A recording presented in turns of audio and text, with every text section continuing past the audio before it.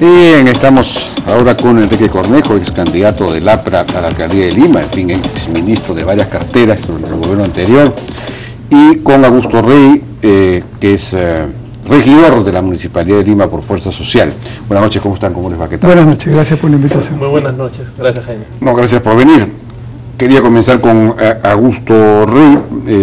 Ayer estuvo Patricia Juárez acá, hizo una explicación y fundamentó por qué es que se está reduciendo el personal. Dice que no son 3.000, sino muchos menos, aunque no precisó cuántos, y que lo que ha pasado es que en cada grupo de trabajo se determinó cuánto personal se requería realmente para esas funciones y para que esos servicios funcionaran con óptima calidad, y entonces esos son los números que van a quedar finalmente, ha habido unos gastos. De hecho ya la planilla no se estaba pagando en una serie de servicios por la gestión que ha terminado, las contingencias laborales han crecido tremendamente, en fin, se ha incrementado tremendamente la planilla, el costo de la planilla, solo hay 15% para 15 millones para obras, en fin, ese es básicamente lo que dijo. ¿Qué comentario nos puedes hacer sobre todo eso?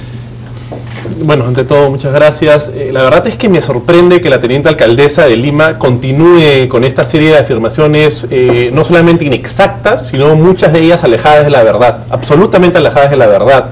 Y podríamos ir punto por punto desmintiendo cada una de estas afirmaciones, que lo único que hacen es generar un malestar no solamente a los casi 3.000 despedidos, 3.000 familias que han quedado en las calles el día de ayer. Así que son muchos menos. Bueno, que nos diga cuál es el número, porque lo que hemos visto en las calles el día de ayer son miles de trabajadores despedidos con incertidumbre absoluta sobre su trabajo. No estamos hablando de trabajadores de la gestión saliente, estamos hablando de trabajadores que tienen 17, 16, 15, 14 años trabajando en el municipio de Lima. No estamos hablando tampoco de trabajadores de confianza. Como es natural, una gestión entrante lleva a su equipo de confianza, lleva a sus asesores, gerentes, subgerentes. Estamos hablando de mensajeros, estamos hablando de obreros, de jardineros, de guardianes, equipo administrativo, gente que trabajaba en el teatro municipal, que trabajó el 1 de enero para la juramentación de Castañeda del Ocio y fue despedida sin previo aviso el día lunes. Pero más importante que esto es, lo que yo no comprendo es cómo en 4 o 3 días de gestión municipal Castañeda del Ocio ha podido determinar qué funcionario, qué trabajador puede continuar y cuál no, cuál realiza bien su trabajo y cuál no, sin ningún tipo de evaluación. ¿Cómo es eso? ¿Cómo puede saber cuál servicio funciona bien y cuál no? ¿Cuál continuar y cuál no? Y además, en todo caso, ¿cómo va a compensar este vacío que ha dejado de servicios que no tienen personal para ser brindados? Por ejemplo, la gerencia de la mujer, que atiende a mujeres violentadas por violencia familiar, no tiene ni un solo trabajador. El día de ayer había mujeres que sufren violencia familiar que no podían ser atendidas en el municipio de Lima porque no habían trabajadores. ¿Cómo puede ser eso? Lo único que yo veo aquí es una soberbia tremenda.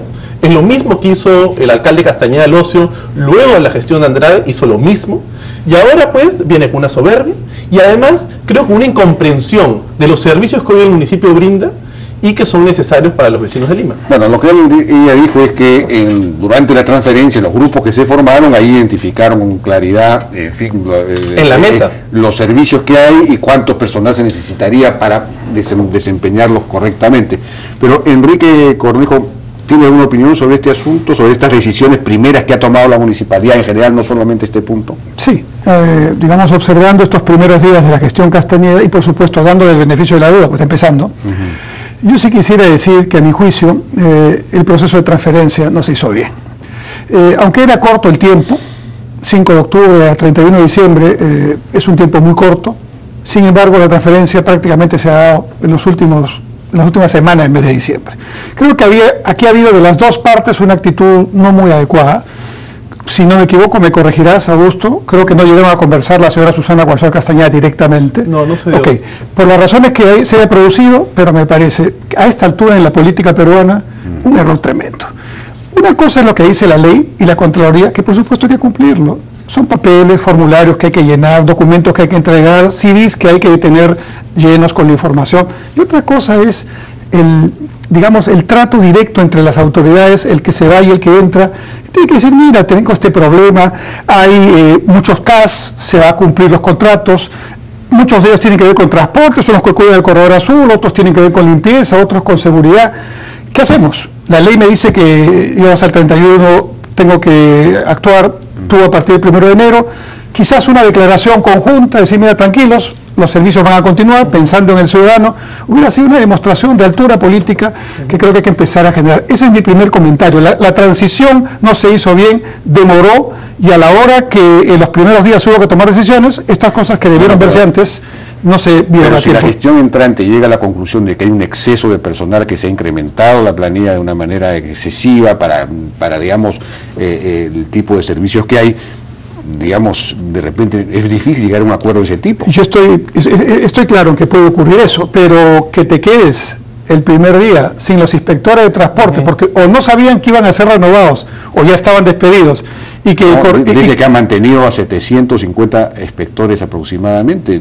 Es posible, pero no lo sabían porque el día primero no estuvieron en el corredor y dejaron entrar de nuevo los vehículos que estaban... Bueno, es que ahí sí dijo eso, yo le pregunté eso, y dijo que ahí hubo un problema precisamente con la transferencia, porque la gestión saliente no les dio ni siquiera la llave de la oficina de transporte urbano, y no tenían manera de saber nada, cómo funcionaban las cosas, no tienen información. Recién ahora están buscando la información sobre cómo funcionaban los contratos, si están funcionando y cuánta gente hay, en fin. Yo trataría de que, no solo en este caso, claro, en toda transferencia, vayamos más allá de la formalidad, que hay que cumplirla, claro, con criterios de Estado. Así es. Hay que pensar en los ciudadanos, más allá, que yo lo hice, tú lo hiciste, esto es tu culpa, esto es mi culpa. Yo creo que hay que pensar en los ciudadanos. Y en ese segundo punto, siempre de manera, digamos, preliminar, en función de lo que vayamos a ver en las próximas semanas, creo que al señor Castañeda todavía le está faltando un enfoque estratégico de Lima.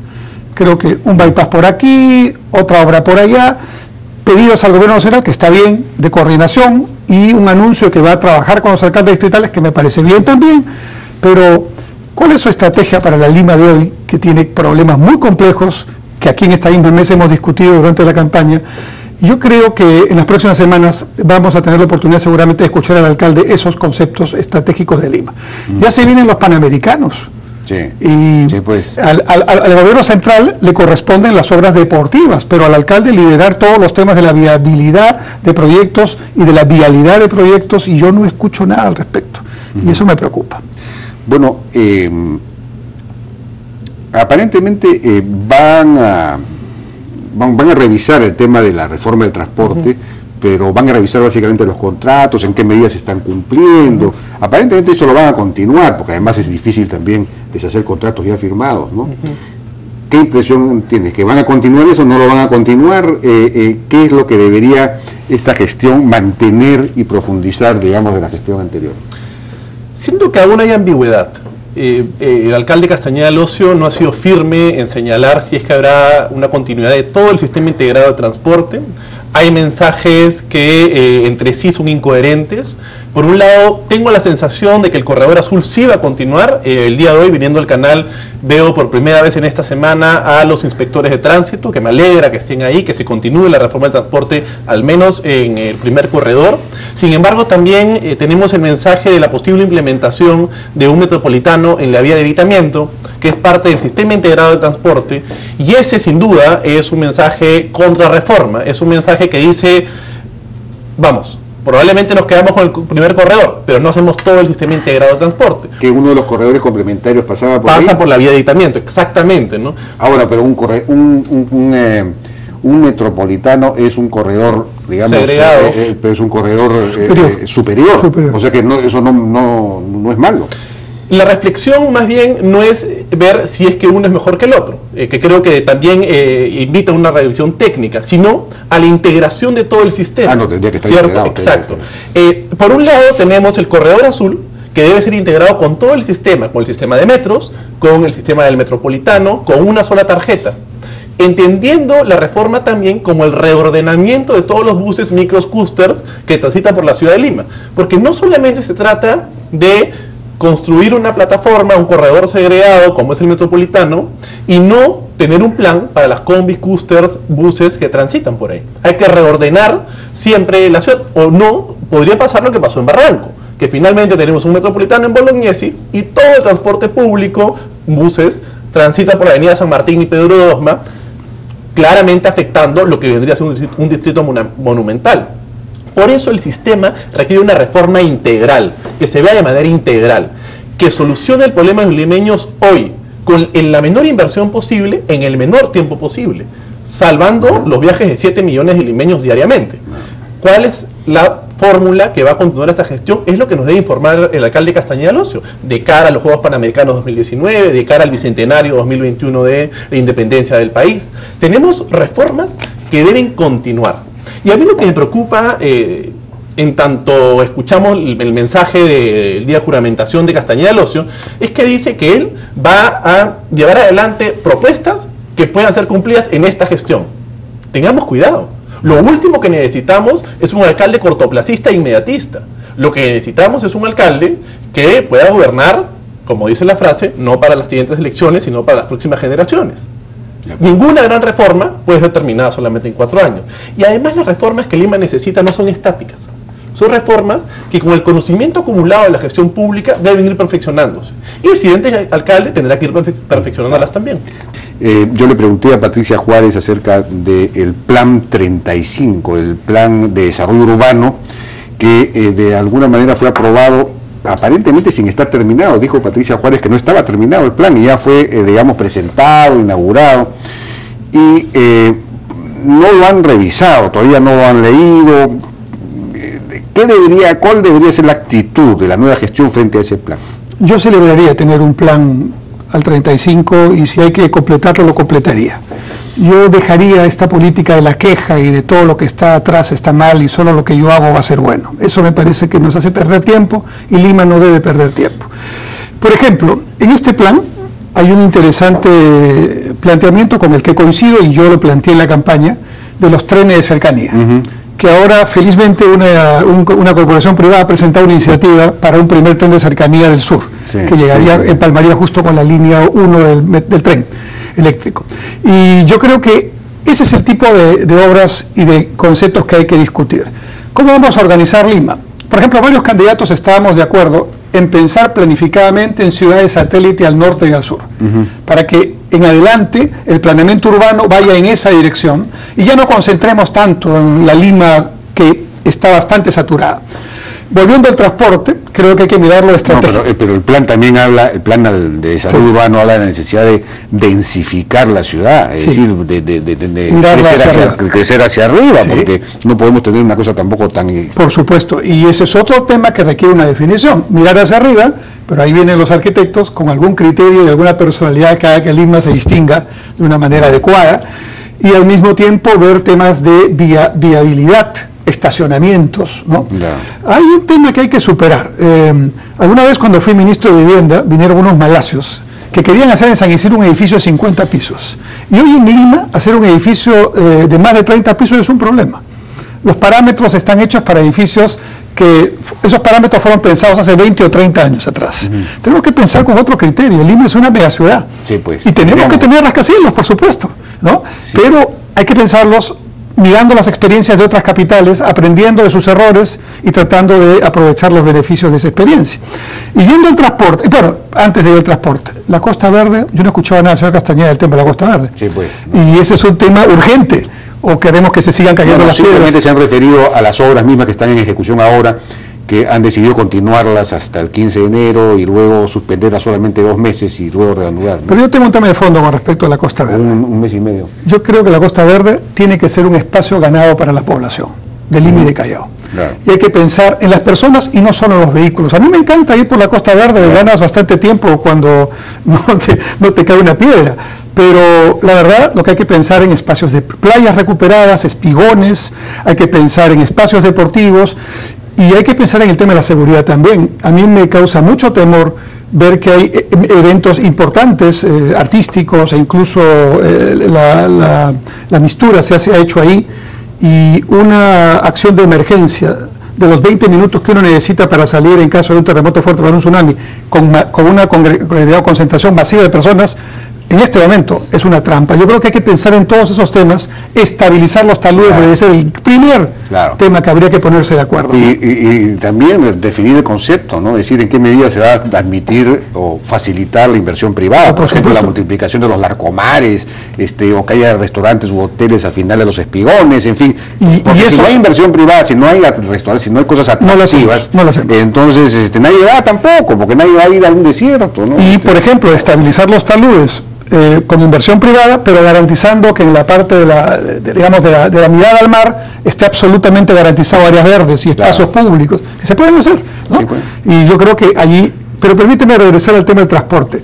Justamente allí es donde veo la falta de un enfoque estratégico en este momento. Metropolitano por un lado, los corredores así llamados por otro lado, el metro en otra dimensión. Yo creo que hay que mirarlo como una unidad, y en esa unidad vamos a empezar a encontrar las acciones que tenemos que hacer. No duplicar trazos, complementar, llegar a la tarjeta única pensando en que con una sola tarjeta podemos usar todos los servicios, y finalmente tener algún sentido. O sea, los corredores deben conectar o al metropolitano o al metro o a otro corredor, y ahí es donde veo que hay fallas que se pueden corregir, y espero que la actual administración lo haga complementando lo que se hizo en la anterior. ¿Algo para finalizar? ¿Algún comentario adicional? Debemos tener cuidado, y aquí hago un llamado y una reflexión, y tal vez un llamado a la nueva gestión, con las afirmaciones que se vienen dando, ¿no? Porque sí siento pues, que hay una intención de dar la sensación de que el municipio de Lima se encuentra en lo que ellos denominan una quiebra institucional. Dan cifras que no son ciertas, son inexactas, pretenden dar una sensación de ingobernabilidad. No nos gustaría ver a un alcalde que pretenda declarar en emergencia al municipio de Lima, porque es la sensación que tengo, para posiblemente no trabajar con el Consejo Metropolitano o poder justificar su inacción o los problemas que puedan surgir en los siguientes meses. No es posible que de esa manera se gobierne el municipio de Lima. Nosotros le deseamos la mejor de las suertes al alcalde de Lima. Cuenta con nosotros como fuerzas de oposición. Estoy seguro que lo mismo sucede con las fuerzas del APRA. Pero también se trata de gobernar con responsabilidad y continuar las reformas que Lima necesita. La reforma del transporte, conectar la ciudad de Lima, pensar la ciudad como una unidad territorial. No hablar de obras aisladas que maquillan la ciudad, y sí, son efectistas, pero no solucionan el problema integral de la ciudad, que es verla como unidad territorial. Hay un tema importante allí, y es que para que se hagan las obras en Lima, no solo se necesita presupuesto público. Hay cerca de $1.200 millones de inversión privada comprometida. 1.500 millones. Cerca de $1.500 millones de inversión comprometida en 4 concesiones muy importantes, ¿no? Vía Parque de Lima, Rutas de Lima, está la Vía Expresa Sur y la futura Javier Prado Vía Expresa, que está con un proceso pendiente de aprobación por parte del MEF. Estas 4 obras son la revolución para Lima. Sí. Mi punto, insisto, ahora como ciudadano, antes lo hacía como candidato, que la actual administración, y ojalá en consenso con todas las fuerzas en el municipio, decidan adelantar estas obras, que sería lo mejor que nos podría pasar. Igual nos va a complicar la vida, porque son obras muy grandes, pero si las hacemos antes, vamos a poder coordinarlas y vamos a poder gastar menos dinero. Y finalmente, tener Juegos Panamericanos a tiempo y sin perder la sede. Muy bien, muchísimas gracias entonces a Enrique. Dicho sea de paso, antes de terminar esta parte, dijo Patricia Juárez que probablemente no continuarían con la política cultural de la Municipalidad de Lima. Eso puede ser lamentable, porque uno de los aportes de la gestión pasada fue el desarrollo de una política cultural que antes no tenía en las dimensiones que alcanzó la Municipalidad de Lima. Por ejemplo, Festival de Artes Escénicas, que ella criticó, pero en realidad le dio pues esto, es decir, todas las grandes ciudades fomentan las artes escénicas, el teatro y todo lo demás, ¿no? El plan que puso Castañeda en la campaña no tenía prácticamente nada en el tema cultural. Sí, pues, Jaime, yo no puedo dejar de reconocer que hayas dado este aporte final.